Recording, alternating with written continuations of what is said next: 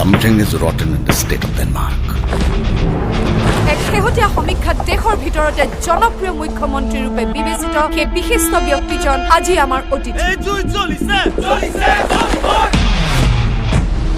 যিমানে ৰাজনীতি ভাল পোৱা বুলি নকওঁ কিয়, যিদিনাই ভৰি দিছো মেৰ পাকত পৰিছো, নচুৱাই আছে নাচি আছো, এখন মুখা পিন্ধাই দিছে পিন্ধি আছো।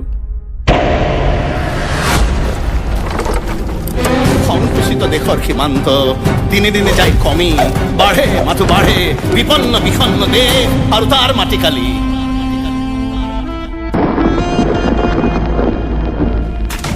জুইৰ ঠিকনা বিচাৰি লোৱাটো বৰ সহজ।